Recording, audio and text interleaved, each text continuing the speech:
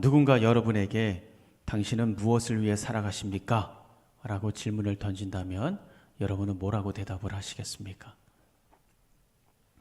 여러 가지 대답이 나올 수 있겠죠. 근데 그 모든 대답을 다 모아가지고 분류를 두 가지로 하자면 두 가지로 우리가 분류가 될 거라고 생각이 됩니다. 하나는 뭐냐면 생존을 위해 사는가, 아니면 사명을 위해 사는가, 이 두 가지로 나눌 수 있다고 생각을 합니다.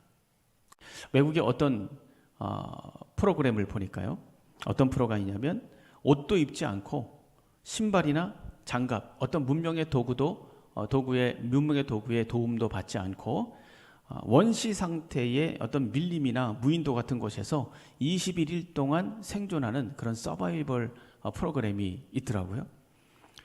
그러니까 아무것도 가지지 않고 가는 거예요. 그래서 어떤 참가자는 불을 피는 데만 이틀이 걸리고, 그리고 또 오염된 물을 마셔야 되고, 밤에는 모기나 벌레 이런 것들에 시달려야 되고, 먹는 것도 자기가 다 구해야 되는 것이죠. 그래서 나무 열매를 먹던가, 뱀을 잡아 먹던가, 새를 잡아 먹던가, 물고기를 잡아 먹던가, 자기가 다 해결을 해야 되는 겁니다. 그리고 거주하는 집도 나무까지 꺾어가지고 나무를 꺾어서 열기설기 만들어가지고 직접 자기가 거주할 집도 만들어야 됩니다. 그런 아주 극한의 프로그램이에요. 생존 프로그램입니다. 그래서 이 참가자들이 하는 일은 뭐냐면 그냥 하루 종일 먹는 거 구하는 거, 그거밖에 없어요. 더위를 피하고 추위를 피하고 먹는 거 구하고 물을 찾고 이런 거 좀 하다 보면 하루가 다 가는 거예요. 그것만으로도 그냥 버거운 거죠. 여러 가지 위험을 참으면서 21일 동안 이제 생존하는 겁니다. 그 생존하는 거 외에는 다른 어떤 것도 생각할 어떤 여유나 시간이 없는 거예요.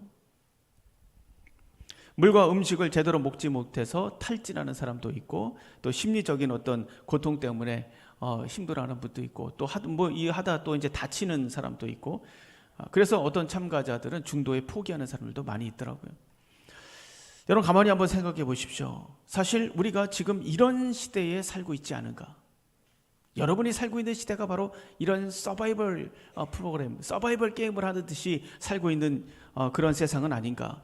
세상이 정말 각박하고 먹고 살기가 힘들어서 마치 서바이벌 참가자들처럼 자신이 왜 사는지 이런 걸 돌아볼 겨를도 없이 그냥 하루하루 짐승처럼 자신의 안락과 자신의 생존만을 위해서 살아가는 삶, 이게 지금 우리의 삶이 아닌가? 여러분 한번 생각해 보시길 바랍니다. 과연 우리의 삶이라는 것이 생존만을 위한 것이라면, 그리고 그것이 내 삶의 전부라면 그 인생이 과연 어떤 의미를 가질 수 있겠습니까? 그것이 전부라면 정말 우리의 인생은 무의미하지 않겠습니까? 그것이 전부라면, 생존하는 것, 그것이 전부라면 무기력하고 무의미한 인생이 될 수밖에 없지 않겠습니까? 그렇다면 우리가 이 인생의 의미를 어디서 찾을 수 있는가? 우리는 자연스럽게 이 사명이라는 것에 집중할 수밖에 없어요. 내가 사명을 가지고 있는가? 사명을 가지고 있지 않은가? 여기에 달려있다라는 것을 우리가 알 수 있습니다. 여러분 예수님의 인생을 한번 보세요. 예수님의 인생을 소유라는 관점으로 본다면 예수님 역시 성공한 인생이 아니에요. 왜요? 예수님은 아무것도 가지지 않았기 때문에 그렇습니다. 그리고 이 예수님을 무병장수의 관점으로 한번 보세요. 그럼 예수님이 성공한 인생입니까? 아니요. 예수님은 성공한 인생이 아니에요. 왜요? 예수님은 33년밖에 살지 못했어요. 그리고 이 예수님의 인생을 명예라는 관점으로 한번 보세요. 그래도 성공한 인생이라고 볼 수가 없습니다. 이 땅에서 사는 동안 어떤 사회적인 지위도 없었어요. 오히려 이 예수님은 치욕스러운 십자가에 달려서 죽지 않으셨습니까? 그러니까 예수님의 인생을 딱 봤을 때는, 인간적인 눈으로 봤을 때는 성공한 인생도 아니고 우리가 찬양할 만한 것이 하나도 없습니다. 그러나 사명의 관점으로 본다면 우리는 예수님을 다르게 평가해야 됩니다. 예수님은 오늘 4절, 본문 4절 말씀에 말씀하시죠. 아버지께서 내게 하라고 주신 일을 내가 이루어 아버지를 이 세상에서 영화롭게 하여 싸우니 라고 말하고 있습니다. 내가 이루었다 라고 말씀하고 있습니다.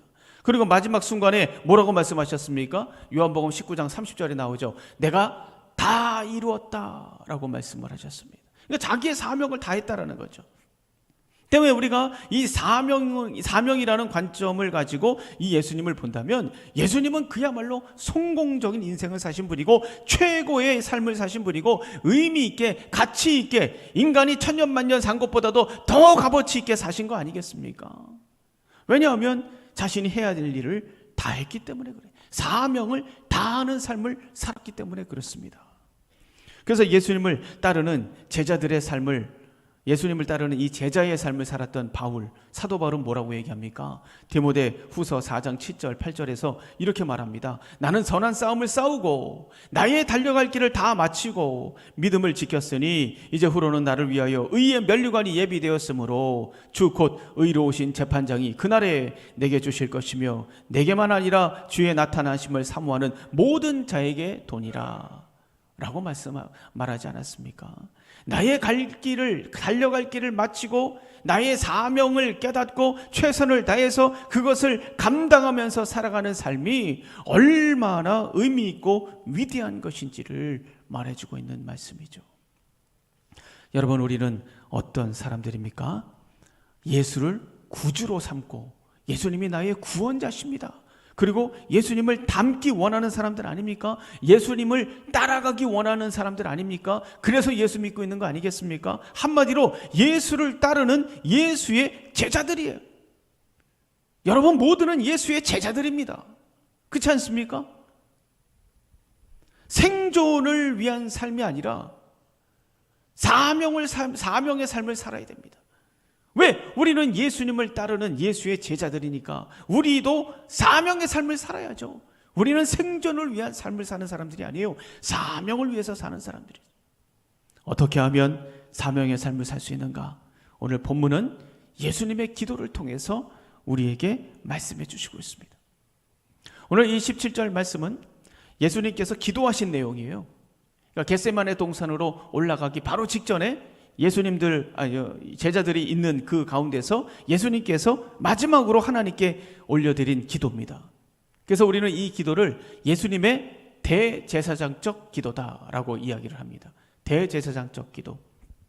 이 기도는요, 세 부분으로 나눌 수가 있어요. 1절부터 8절까지는 예수님 자신을 위해서 기도하십니다. 그리고 9절부터 19절까지는 제자들을 위해서 아주 집중적으로 기도하는 걸 볼 수 있어요. 그리고 20절에서 26절까지는 앞으로 하나님을 믿게 될 믿음의 사람들, 이 믿음의 사람들을 위해서 기도하는 것을 우리가 볼 수가 있습니다. 오늘 본문에서 말씀하시는 예수님의 기도를 먼저 오늘 본문에서 말씀하시는 예수님의 기도를 통해서 사명의 삶은 무엇인가? 어떻게 해야 사명의 삶을 살 수 있는가? 그리고 그 사명을 감당할 수 있는 힘, 그건 어디에서 도대체 나오는 것인가? 우리가 함께 이 말씀을 가지고 나눌 때 여러분의 삶이 의미를 갖게 되고 힘을 갖게 되고 가치를 갖게 되는 그런 위대한 사명의 삶이 시작되기를 주님의 이름으로 축원합니다. 자, 첫 번째 한번 따라해 주세요. 나의 사명은 무엇인가? 다시 한번, 나의 사명은 무엇인가? 우리가 인생을 살면서 결코 무너지지 않는 든든한 인생을 만들기 위해서는 세 가지 질문에 답을 할 수 있어야 돼요. 이 세 가지 질문에 정확하게 답을 할 수 있다. 그 사람은 인생을 제대로 살 수밖에 없습니다. 그 세 가지 질문에 대한 확고한 믿음으로 답을 할 수 있어야 됩니다. 첫째는 뭐냐? 나는 누구인가? 나는 누구인가? 여러분, 이 질문에 정확하게 답할 수 있는 사람이 얼마나 되겠어요? 별로 없습니다. 나는 누구인가? 내가 어디로 와서 어디로 가는가? 내가 존재하는 근원, 이 근원에 대한 질문이죠. 두 번째, 나의 사명은 무엇인가? 내가 지금 이 태어난 이유가 도대체 뭐냐? 존재하고 있는 이유가 뭐냐? 이거에 대한 이 이유에 대한 질문이죠. 또 세 번째, 마지막 세 번째는 뭐냐면 최종 목적지는 뭐냐? 내 인생의 나의 최종 목적지는 도대체 뭐냐? 자기 인생이 지금 어디로 가고 있는지를 모르잖아요, 우리는. 물론 우리는 예수를 믿기 때문에 하나님의 자녀이기 다 알지만 세상 사람들은 자기가 어디로 가는지 모릅니다. 자기의 인생의 가치와 의미에 대한 질문이죠. 자, 이렇게 여러분 이 세 가지 질문에 자신 있게 답하실 수 있겠습니까? 우리 그리스도인들이 어떤 고난이 와도 모든 것을 이겨내고 견뎌내고 극복할 수 있는 이유는 뭐냐? 바로 이 세 가지 질문을 정확하게 답할 수 있기 때문에 그렇습니다. 이 질문에 대한 답을 우리는 가지고 있기 때문에 어떤 고난이 와도 극복할 수 있는 거예요. 첫 번째 질문, 나는 누구인가? 우리가 하나님께서 창조하신 보배롭고 존귀한 존재들이죠. 그리고 세 번째 질문을 보세요. 나의 최종적인 목적은 어디냐? 최종 목적지는 어디냐? 여러분의 최종 목적지는 어디입니까? 저 강남의 뭐 타워팰리스입니까? 아니에요. 그 정도 가지는 우리는 안 돼요. 그 정도 가지고 뭐 좋아해서는 안 됩니다. 우리의 최종 목적지는 뭐냐? 하늘나라. 예수 그리스도를 믿는 믿음으로 하나님 아버지에게 돌아가는 것이죠. 저 천상에 있는 하나님 아버지 집이 바로 우리의 최종 목적지입니다. 자, 이렇게 우리는 첫 번째 질문과 세 번째 질문 확실하게 답을 가지고 있어요. 아마 그 정도는 뭐 다 이야기를 자신만만하게 나 하나님의 자녀입니다. 나 천국에 갑니다. 이 정도는 교회를 다닌다면, 예수를 믿는다면 그 정도 다 이야기할 수 있지 않습니까? 그런데 이 첫 번째, 세 번째 질문을 망치는 게 있어요. 그게 뭐냐? 두 번째 질문이에요. 첫 번째, 세 번째는 거의 다 대부분 확실하게 대답을 합니다. 그런데 이 두 번째 질문, 나의 사명은 무엇인가? 이 질문에 제대로 대답을 하지 못하기 때문에 첫 번째, 세 번째 대답까지도 점점점 자신감을 잃어갑니다. 그러다 보니까 흔들립니다. 위축됩니다. 머뭇거립니다. 조금만 이라도 넘어지고 무너지고 이 세상에 질질 끌려다니는 이런 나약한 신앙생활을 할 수밖에 없는 이유가 바로 이 두 번째 질문을 정확하게 대답하지 못하기 때문이에요. 나의 사명은 무엇인가? 여러분, 예수님은 항상 자신의 사명을 인식하시면서 사셨어요. 오늘 본문 1절 말씀을 한번 보세요. 1절 우리 다 같이 한번 읽어보겠습니다. 1절 시작. 이 말씀을 하시고 눈을 들어 하늘을 우러러 이르시되 아버지여 때가 이르렀사오니 아들을 영원롭게 하사 아들로 아버지를 영원롭게 하게 하옵소서. 때가 이르렀사오니 라고 말씀하고 있어요. 여러분, 이 때는 무슨 때를 얘기하는 겁니까? 이때는 예수님께서 이 인류의 모든 죄를 짊어지시고 십자가의 죽으심으로 죄에서 구속하시고 구원의 길을 열어주시는 때, 바로 그때를 얘기하는 거예요. 십자가를 짊어지는 바로 그때를 말씀하시는 겁니다. 이렇게 예수님은 항상 때를 의식하시면서 사셨어요. 때를 의식하시면서. 여러분, 가나안 혼인잔치에서 예수님은 마리아에게 뭐라고 얘기했습니까? 요한복음 2장 4절에 보면요, 예수님께서 이렇게 말씀하셨어요. 예수께서 이르시되 여자여 나와 무슨 상관이 있나이까? 내 때가 아직 이르지 아니하였나이다. 때가 이르지 않았다라고 얘기했어요. 요한복음 12장 23절 예수께서 이르시되 인자가 영광을 얻을 때가 왔도다라고 얘기했습니다.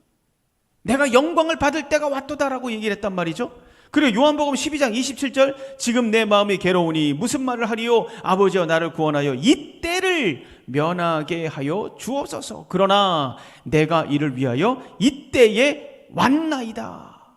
내가 이 때를 위해 왔다라고 말씀하고 있습니다. 이 외에도 예수님께서 때를 말씀하시는 말씀이 엄청나게 많아요.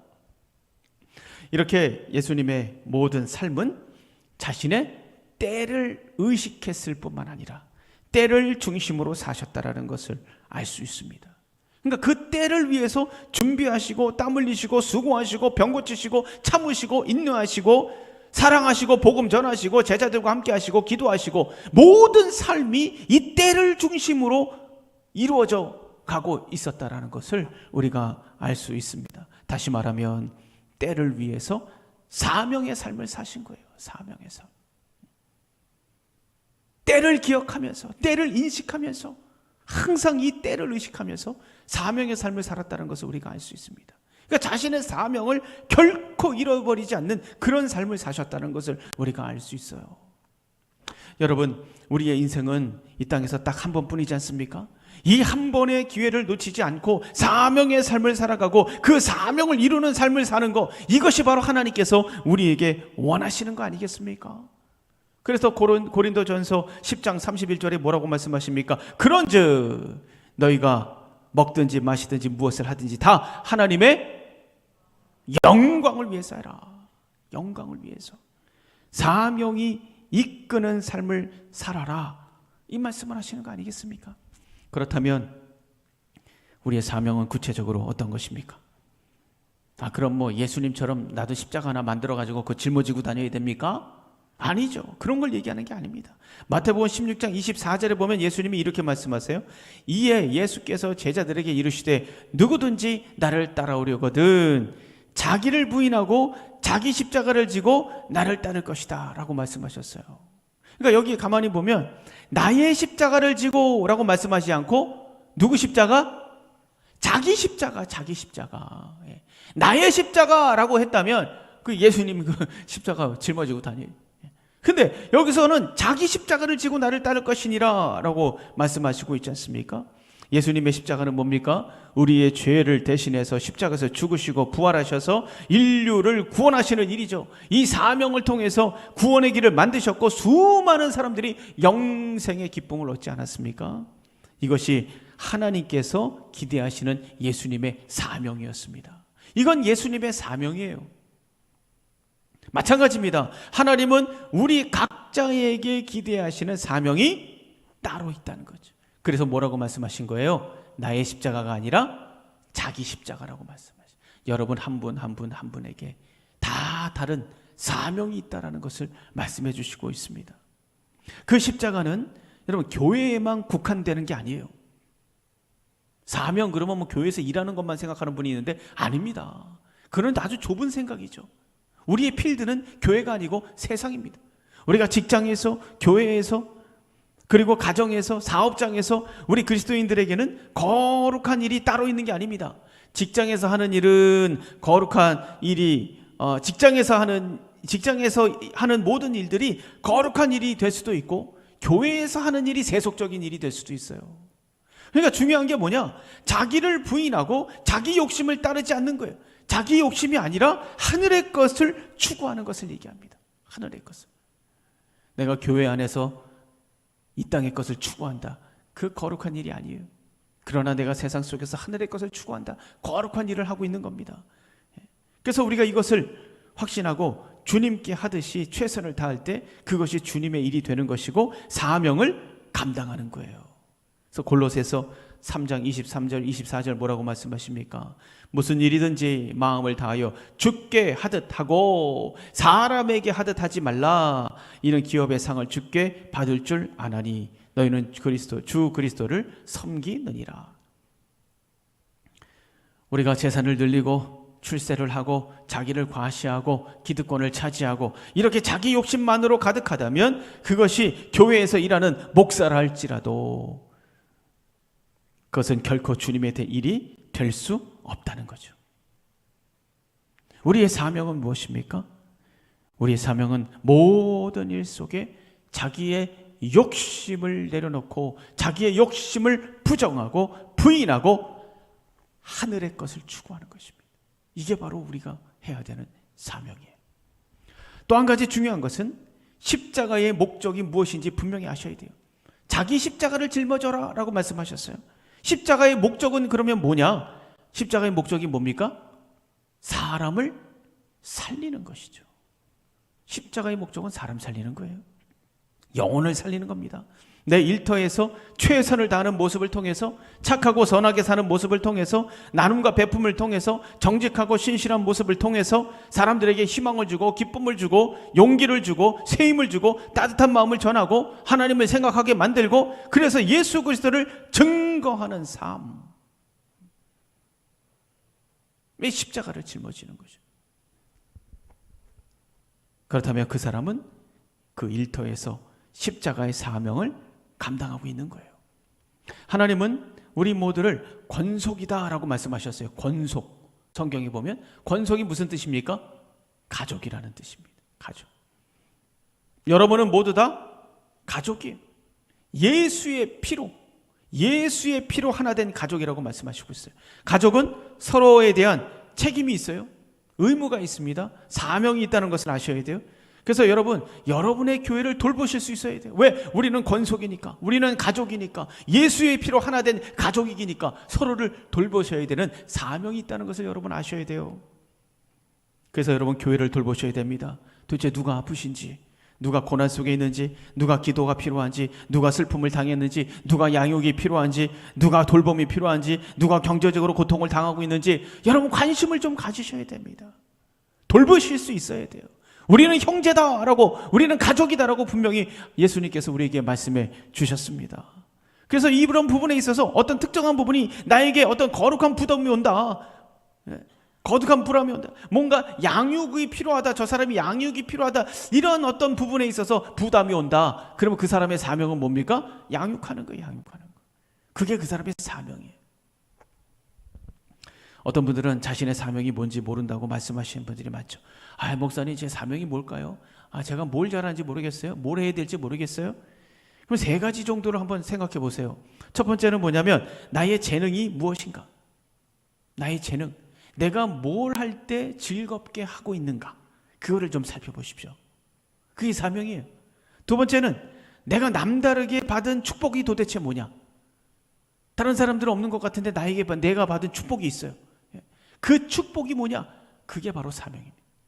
세 번째, 내가 남다르게 긍휼의 마음이 생기고 감동받는 곳이 있어요. 그게 뭐냐? 그게 바로 여러분의 사명입니다. 그러니까 어떤 것이 자꾸 부담을 주는 거예요. 부담을 주는 거예요. 다른 사람들의 눈에는 보이지 않는 저 쓰레기가 내 눈에는 자꾸 보이는 거예요. 그 사람 사명은 뭡니까? 청소하시는 거죠. 청소. 교회 깨끗하게 청소하시고. 어떤 분은 교육하는 거예요. 아이들 가르치는 게 자꾸 부담이 돼. 그럼 그분은 거기에 부르시는 거예요. 하나님께서. 이 세 가지를 생각해 보시면 자신의 사명을 찾는 데 도움이 되실 겁니다. 근데 그래도 잘 모르겠다. 그러면 어떻게 됩니까? 오늘 주어진 일을 사명이라고 생각하시고 최선을 다하시면 돼요. 그러면 됩니다. 사랑하는 성도 여러분, 사명이 없는 사람은 없습니다.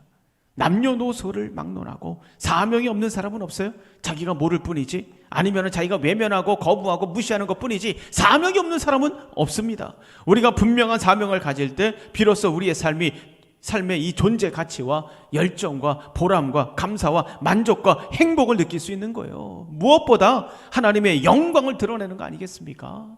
바라기는 사명을 회복하시고 하나님을 영원롭게 하는 이런 위대한 삶을 사시기를 주님의 이름으로 축원합니다. 자, 두 번째, 한번 따라해 주시기 바랍니다. 사명을 지켜라. 사명을 지켜라. 윌버포스라는 분이 있어요. 가끔 제가 이야기하는 분인데, 이분은 영국의 정치가였습니다. 또 국회의원이었고 한평생을 노예제도 폐지, 이 운동에 헌신하신 분이에요. 노예제도 이 폐지는 미국보다 영국이 한 30년 정도 빠릅니다. 미국에서만 그런 일이 있었다고 생각을 하시는데 아니요. 영국에서 30년 전에 벌써 그런 일이 있었어요. 바로 이분 때문이죠. 당시의 노예제도 폐지는 쉬운 일이 아니에요. 왜냐하면 이것이 모든 산업과 얽혀 있기 때문에, 기득권층의 이런 이권하고 맞물려 있었기 때문에 노예제도를 폐지한다는 것이 쉬운 일이 아닙니다. 그래서 이 일을 하면서 이 사람이 늘 협박을 받아요. 공격의 대상이 됩니다. 수많은 난관에 부딪힐 수밖에 없었습니다. 얼마나 힘들었겠습니까? 어느 날 이 윌버포스가 너무 힘들고 지쳐버려가지고, 이거 이제 다 내려놓고 그래, 성직자의 길을 가자, 목사님이 되자, 이런 생각을 갖고 자기가 가장 존경하는 목사님을 찾아간 거예요. 근데 그때 그 목사님이 뭐라고 얘기했냐면, 목사는 당신이 아니더라도 다른 분이 해도 된다. 그런데 내 생각에는 이 노예 폐지 운동을 할 사람은 당신밖에 없다. 하나님은 당신을 목사로 부른 것 같지가 않다. 이렇게 얘기를 해줬답니다. 이 얘기를 한 게 누구냐? 나 같은 죄인 살리신, 이 찬송가 작사하신 누굽니까? 존 뉴턴이죠. 존 뉴턴. 그분이 이렇게 얘기를 해줬대요. 그러니까 이 윌버포스가 힘들고 지칠 때마다 이 충고를 생각하면서 감사했다는 거예요. 어떻게 됐겠습니까? 이분의 나이 72세에 드디어 노예를 해방하는 법안이 통과됐답니다. 일평생을 노예제도 폐지에 자기의 일평생을 다 헌신한 거예요. 이분의 사명이 완수된 것이죠. 얼마나 보람되고 의미 있는 인생을 사셨습니까? 여러분, 우리가 사명을 제대로 감당하지 못하는 이유가 뭐예요? 우리의 삶이 힘들고 고단하기 때문이죠. 세상이 너무도 바쁘게 돌아가기 때문에 마음의 여유를 가질 수가 없어요. 아니, 나 살기도 바쁜데 무슨 사명을 감당한단 말인가. 그래서 조금 하다가 힘들면 그만둬버리고, 기분 나쁘면 그만둬버리고, 골 아프면 그만둬버리고, 손해본다고 생각하면 그만둬버리고, 억울하다고 생각하면 그만둬버리고, 저는 윌버퍼스처럼 그만두고 싶을 때가 얼마나 많습니까? 정말 많죠. 예수님께서도 마찬가지였던 것 같습니다. 아무 죄도 없는 이 하나님의 아들이 타락한 인간에게 배신을 당하고 억울한 재판을 당하고 조롱당하고 침뱉음을 당하고 십자가에서 비참하게 죽어야만 한다? 이것을 인간의 몸으로 어떻게 감당하지? 여러분 같으면 감당할 수 있겠습니까? 여러분, 전에 그 북한에서 사형당할 뻔한 이면수 목사님, 여러분 다 한 번쯤 들어보셨어요? 이면수 목사님. 그 목사님이 교회 헌금 500억을 가지고 북한에 가가지고 도와줬잖아요. 굶주려 죽는 사람들 도와줬지 않습니까? 500억을 가지고. 그러니 얼마나 고맙습니까? 그런데 이분이 전에 했던 그 설교, 이게 문제가 되면서 재판을 받게 된 거예요. 재판을 받는데 사형 선고를 받았습니다. 야, 이거 기가 찰 일 아닙니까? 얼마나 억울하겠습니까? 500억이라는 돈을 가지고 내가 도와주고 그랬는데 어떻게 나한테 이럴 수가 있단 말인가? 내가 얼마나 헌신하고 애를 썼는데 어떻게 나한테 이럴 수가 있는가? 그러니까 자기 재판이 너무 모순되고 억울해서 말 같지 않은 소리를 많이 했지 않았겠습니까? 너무 모순되고 억울해서 견딜 수가 없었다는 거예요. 그런데 그 순간 위로받은 게 뭐냐면 예수님의 재판이에요. 예수님의 재판을 생각하니까 자기는 아무것도 아니라는 생각이 들기 시작했다. 그래서 그걸 견딜 수 있었다는 거예요. 여러분, 예수님은 어떻게 그 억울함과 두려움과 공포 속에서 자신의 사명을 끝까지 감당할 수 있었단 말인가? 어떻게 끝까지 그 사명을 감당할 수 있었을까? 여러분 생각해 보십시오. 우리 1절 다시 한번 읽을까요? 1절 다시 한번 큰 소리로 다 같이 한번 읽겠습니다. 1절 시작. 예수께서 이 말씀을 하시고 눈을 뜨러 하늘을 우러러 이르시되 아버지여, 때가 이르렀사오니 아들을 영화롭게 하사 아들로 아버지를 영화롭게 하게 하옵소서. 여러분, 무슨 말입니까? 때가 이르렀다. 이거 아까도 말씀드렸다시피 십자가의 때가 온 거예요. 자, 이제 십자가의 때가 왔으니 아들을 영화롭게 해달라라는 거예요. 하나님, 십자가의 때가 왔습니다. 저를 영화롭게 하여 주시옵소서. 이 말이 뭡니까? 십자가를 지게 해달라는 거예요. 십자가를 지게 해달라. 그리고 그 십자가를 짊어지는 것을 통해서 하나님께 영광이 되게 해달라. 하나님을 영화롭게 하는 일이 되게 해달라. 지금 그 얘기를 하고 있는 겁니다. 다시 말하면 무슨 말입니까? 하나님, 아들이 가던 길을 계속 갈 수 있도록 저에게 새 힘을 부어 주시옵소서. 힘들고 지치고 고통스러워도 끝까지 포기하지 않도록 나를 붙들어 주시옵소서. 나의 사명, 나의 이 사명, 십자가를 완수할 수 있도록 나를 붙들어 주시옵소서. 어떤 유혹이 와도 시험이 와도 어떤 고통이 닥쳐도 이겨내고 승리할 수 있도록 나를 붙들어 주시옵소서. 그래서 나의 십자가로 하나님을 영화롭게 하는 이런 위대한 일을 감당할 수 있도록 하나님 나를 붙들어 주시옵소서. 지금 이 기도를 하고 계신 거예요. 정말 절박하고 절절하게 나의 사명을 감당할 수 있게 해달라고 기도하고 계신 겁니다. 여러분, 사명을 감당하는 것은 우리의 힘으로 하는 거 아닙니다. 내가 지금 뭐 교사하고 있다, 뭐 성가대 하고 있다, 이 정도면 내가 교회 헌신 많이 하는 거 아니겠어? 천만에 만만에 말. 자기 힘으로 하는 거 아니에요. 감사하셔야죠. 이 거룩한 장소에서 내가 하나님을 위해 뭘 할 수 있다라는 자리를 마련해 주셨다? 감사하셔야죠. 어디를 고기를 빳빳이 들고 자기가 한다고 얘기를 할 수 있겠습니까? 감사하셔야 돼요. 감사하셔야 돼요. 내 힘으로 하는 게 아니에요. 사도행전 1장 8절 말씀하시잖아요. 오직 성령이 너희에게 임하시면 너희가 권능을 받고 예루살렘과 온 유대와 사마리아와 땅끝까지 이르러 내 증인이 되리라 하시니라. 뭐가 임하시면? 성령이 너희에게 임하시면. 여러분, 어떻게 하면 주님의 증인이 될 수 있다? 권능을 받아야 된다고 말씀하고 있지 않습니까? 그럼 어떻게 하면 이 권능을 받을 수 있는가? 성령이 임하시면이라고 말씀하고 있지 않습니까? 자기 능력으로 사명의 삶을 살 수 있는 것이 아닙니다. 성령께서 나에게 임하시고 성령께서 나를 도우실 때 우리가 성령의 능력으로 감당할 수 있는 것이죠. 여러분이 지금 봉사하고 있다 성령의 은혜인 줄로 믿습니다. 그래서 기도하지 않으면 지치는 거예요. 자기 힘으로 하니까 지치지. 자기 의로 하니까, 자기 머리로 하니까 지치는 거예요. 끝까지 갈 수 없습니다. 지칠 수밖에 없어요. 그래서 이 사명의 삶을 사는 사람들은 항상 기도하지 않으면 안 됩니다. 기도하지 않으면 안 돼요.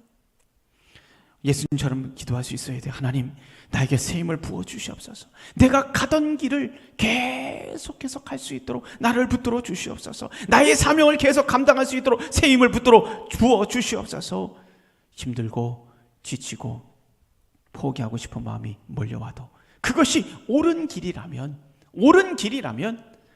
계속 갈 수 있게 해달라고 여러분 기도하셔야 됩니다. 왜냐하면 우리가 사명을 감당하는 그 자리에는 우리만 일하는 게 아니에요. 사탄마귀도 일합니다. 사탄마귀가 무슨 일을 합니까? 우리의 사명을 뺏어가려고 일을 하죠. 우리의 사명을 와해시키고 방해해버리고 사라져버리도록 사탄도 거기서 역사한다는 것을 기억하셔야 돼요. 여러분, 각박하고 험난한 세상 속에서 하늘의 사명을 가지고 산다는 것은 쉬운 일이 아닙니다. 주일날 얼마나 쉬고 싶어요? 낮잠도 자고 싶고 가고 싶은 데도 있고 하고 싶은 것도 많고 볼 일도 있고 할 일도 많고 그냥 편하게 예수 믿자 좀. 이거 안 하면 안 되냐? 편하게 예수 믿자. 예배 한번 드리고 그냥 휙 가면 되지. 점만 찍으면 안 되겠니? 이런 생각들 한 번쯤은 다 해보지 않으셨습니까? 그러나 바로 그때 예수님은 기도하셨어요. 하나님, 가던 길을 가게 해 주시옵소서. 견뎌내고 이겨내고 사명을 감당할 수 있도록 붙들어 주시옵소서. 나를 영화롭게 하사 이 일을 끝까지 감당할 수 있도록 나를 붙들어 주시고 결국에는 하나님을 영화롭게 할 수 있도록 하나님 인도하여 주시옵소서. 여러분 기억하세요. 이 기도가 우리를 살린 거예요. 이 기도가 우리에게 영생을 갖다 주신 겁니다. 이 기도가 우리를 하나님의 자녀로 만들어 주었고, 이 기도가 구원의 길을 열어 주었고, 이 기도가 바로 이 기도 때문에 여러분이 저는 이렇게 예배드리고 살 수 있는 거, 이걸 기억하셔야죠. 이 위대한 사명을 끝까지 포기하지 않은 예수님을 우린 찬양하지 않을 수가 없습니다. 내년에는 그만둬야 되겠다. 교사 그만두고 성가대 그만두고 찬양팀도 그만두고, 혹시 이런 마음을 가진 분이 있다면 바로 그때가 기도할 때가 아니겠습니까? 하나님, 내가 가던 길을 계속 갈 수 있도록 나를 영화롭게 하여 주시옵소서. 그래서 이 생명 다하도록 나의 사명을 완성할 수 있도록, 완주할 수 있도록 나를 붙들어 주시옵소서. 내 사명을 뺏기지 않도록, 생존을 위한 무의미한 삶이 되지 않도록 나를 지켜달라고 기도해야 되지 않겠습니까? 주님은 아버지께서 권세를 주셨다고 말씀하셨어요. 2절 보세요. 2절 우리 다 같이 한번 읽어보겠습니다. 2절 시작.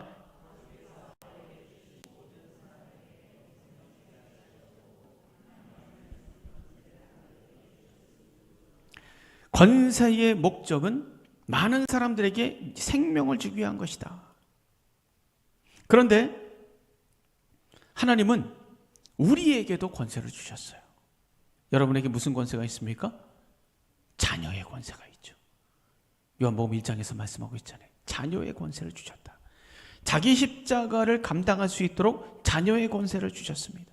복음을 전할 수 있는 권세, 소망을 선포하고 축복을 선포할 수 있는 권세, 기도할 수 있는 권세, 하나님의 사랑을 실천할 수 있는 권세, 찬양할 수 있는 권세, 봉사할 수 있는 권세, 악한 영들을 물리칠 수 있는 권세. 여러분 믿으십니까?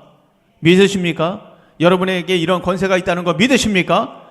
여러분의 사명을 포기하지 마세요. 여러분의 권세를 포기하지 마시기 바랍니다. 사도 바울도 처절한 삶 속에서도 이 위대한 권세를 포기하지 않았습니다. 포기하지 않았어요. 몸부림을 쳤어요. 이 권세를 지키려고. 에베소서죠. 에베소서 6장 19절부터 20절 제가 읽어드리겠습니다. 또 나를 위하여 구할 것은 기도해달라는 거예요. 기도해달라는 겁니다. 감옥에서 지금 나를 위해서 기도해달라. 내게 말씀을 주사 나로 입을 열어 복음의 비밀을 담대하게 알리게 하옵소서 할 것이니 이 일을 위하여 내가 쇠사슬에 매인 사신이 된 것은 나로 이 일에 당연히 할 말을 담대히 하게 하려 하심이라. 여러분, 사도 바울은 질병이 있었습니다. 감옥에 있어요 지금. 그리고 결혼도 하지 않았습니다. 모든 학문까지도 포기하면서 인생 전체를 어디에 투자하고 있습니까? 뭐 나라를 구하는데 투자하고 있습니까? 민족을 구하고 도시를 구하는데 이 사람이 모든 걸 포기하고 거기다가 투자하고 있습니까? 아니요. 이 사람이 모든 것을 포기하고 모든 것을 투자한 그것은 뭐냐? 바로 하나님 나라입니다. 하나님 나라예요. 바울이 자기를 위해서 기도해달라고 말하고 있지 않습니까? 뭘 위해서 기도합니까? 건강 달라고 지금 기도 부탁을 하고 있습니까? 감옥에서 좀 나가게 해달라고 지금 기도하고 있습니까? 아니요. 뭐 돈 좀 붙여달라고 지금 기도하고 있습니까? 아닙니다. 그가 기도 부탁한 것은 뭐냐? 나에게 말씀을 부어달라고 기도해달라. 그래서 내가 입을 벌려서 복음을 담대하게 전할 수 있도록 나에게 은혜를 달라고 여러분 기도해 주세요. 지금 그 말씀을, 그 이야기를 하고 있는 거 아니겠습니까? 복음을 전할 수 있는 권세를 포기하지 않도록 기도해달라는 거예요. 그 로마의 무시무시한 세력 앞에 굴하지 않고 흔들리지 않고 담대하게 사명을 감당할 수 있게 해달라. 목에 칼이 들어와도 복음을 전할 수 있도록 기도해달라. 지금 그 얘기를 하고 있는 거예요. 아닙니까? 사명을 감당할 수 있도록 기도해달라는. 바로 예수님처럼 지금 기도하고 있는 거예요. 예수님처럼. 4절 5절 보세요. 우리 4절 5절 다 같이 한번 읽겠습니다. 4절 5절 시작. 아버지께서 내게 하라고 주신 일을 내가 이루어 아버지를 이 세상에서 영화롭게 하여 싸우니 아버지여 창세전에 내가 아버지와 함께 가졌던 영화로서 지금도 아버지와 함께 나를 영화롭게 하옵소서. 하나님, 나를 영화롭게 하셔서 십자가를 피하지 않게 하시고 이 땅에서 나에게 주신 목적과 사명을 완수할 수 있도록 도와달라는 기도죠. 오늘 이 기도가 여러분과 저의 기도가 되기를 주님의 이름으로 축원합니다. 사랑하는 성도 여러분, 우리가 세상에 존재하는 목적이 뭐냐? 지금 나의 사명이 뭐냐? 내 인생의 목적과 사명은 도대체 뭐냐? 우리의 이름을 높이고 천만금을 소유하고 큰 영향력을 갖는 거 물론 그것도 중요하지만 영원한 하나님 나라와 비교한다면 그것은 아무것도 아닙니다. 그걸 우리가 알아야죠. 우리가 이 세상에 온 목적을 이룰 수 있도록 기도하셔야 돼요. 가던 길을 계속 갈 수 있도록 붙들어 달라고 기도하셔야 돼요. 어떤 유혹에도 어떤 공격에도 흔들리지 않고 포기하지 않도록 인도해 달라고 기도하셔야 됩니다. 하나님께서 우리에게 주신 사명과 복음 전파를 위한 이 부르심 앞에 전심을 다해서 달려갈 것을 다짐하시기를 바랍니다. 그래서 여러분의 인생이 하나님을 영화롭게 하는 저와 여러분의 인생이 되기를 주님의 이름으로 축원합니다.